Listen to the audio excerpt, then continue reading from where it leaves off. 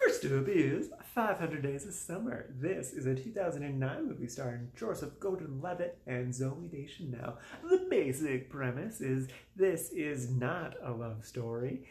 Really, it's more so about the entirety of a relationship. So, like, the beginning parts where you're like, ew, does this person like me? I don't know if they like me. I wonder if they like me. And then it also, like, goes through, like, the decline of the relationship. Like, hey, why don't you like talking to me or hanging out with me anymore?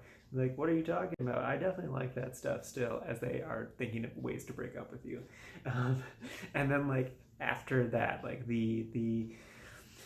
how do you move on? How do you, like, still process this? Still like other people when you still like this person, but then also like what happens if maybe you get back together for like a tiny little bit or something maybe.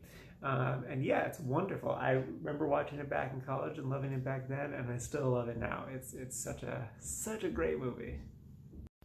But yeah, watching it this time, I related so much to everything. Like, I've experienced pretty much every single one of those moments, like being the big hopeless romantic, and then also like being the person who's like, oh, I don't really want to like do anything, but we can still like do stuff, but like you're not gonna be my girlfriend or anything. And it's like, yeah, no, I like it's so crazy just like how much I saw myself in literally like every scene. It was insane. Um, but yeah, movie's wonderful. If you haven't seen it, definitely see it. It's also just a beautiful movie, and even though like it's definitely sad, you still feel happy and good the entire time. There is one musical number in it which I love. It's like this big fantasy thing, and it's just great. Yeah, no, you should definitely watch it. Did I want to say anything else about this movie? No, I think so. That was good. I mean, yeah, no, it's good. It's real good. Watch it. Definitely watch it. Now on to Professor Marsden and the Wonder Women. It's an E, not an A. I just realized that a few seconds ago. This is a 2017 movie starring Luke Evans, Rebecca Hall, the second one hers, and Bella Hawthorne, whatever, the second one hers. Yeah, this movie, as you can tell by this DVD cover, is inspired by how Wonder Woman, the comic book character, was created. Um, is this movie true? Did it actually happen the way this movie depicted? And the answer is maybe, kind of. Because it's a very, very sexual movie. It's about, kind of fetishes and stuff like that. And so, like, according to their kids, no, it's not even kind of true. But, like, who's really gonna admit, like, who's gonna talk about their parents' sex lives? Like, how much did the parent even tell the kids about their sex lives? And then, like, who would ever even want to talk about their parents' sex lives or even really acknowledge that their parents had sex? Um, so, plus, like, they lived in a time where, like, you even see it in the movie where, like, they got a lot of hate for the way they lived their life. And so they lived a very private life. So it makes sense that like we don't entirely exactly know what happened. So I would say I think this movie is as true as it can be. But I would also say it's an important movie because it really talks about, like I said, sexuality. It talks about social norms, and it talks about like acting on inhibitions and deep desires, and how it's these things you want to do, and as long as you're not hurting anyone or yourself, it's fine. You can do it. Just, don't let things be bottled up. Like, express who you truly are and let that be a thing. And that's allowed to be a thing. So, yeah, I love the message of the movie. I think it's just a really good movie in general.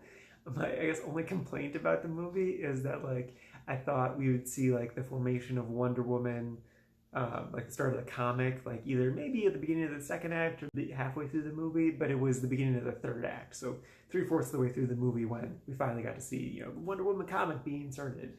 But it's kind of a minor complaint anyway. It was still a great movie. I really enjoyed it. I think all of them did wonderful in it. And like I said, it has a really great message. So yeah, I definitely, if you're any interested in Wonder Woman at all, history of her, this is definitely worth checking out. It's good times. And lastly is The Man from U.N.C.L.E. This is a 2015 movie starring Henry Cavill, Armie Hammer, and I'm going to mess up her name, so instead I'm just going to say the chick from Ex Machina. And yeah, Reddit's been talking about how great this movie is ever since it came out, and I was like, well, I should give it a shot. and it was available on the plane I took this last week. So I was like, yeah, I gotta watch this. And it definitely lived up to all the hype. It's a very fun and delightful like spy movie, spy adventure thing. Um, and yeah, it was just like a good time. I loved Henry Cavill's voice. He's doing this great American accent. I'm just like, just keep talking, man. You're just, it's good times. It's good times. Um, and yeah, it was just so much fun. The movie does have its faults.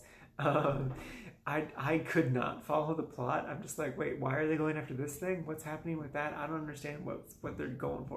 I mean, it could have been that I was, on a plane, so I can't like completely immerse myself into the movie, but I don't know. There was also a couple weird like editing things where like they wouldn't explain something happening in real time. They just kind of like cut around something happening, and then like 30 seconds later be like, "Oh, hey, you know that thing that you were kind of confused about it 30 seconds ago? Well, here's what actually happened." And it's like, you just should have just explained it the first time. You didn't need this whole like misdirect thing. That didn't add anything. That wasn't like a clever twist or anything. You just did that for some reason. I don't know.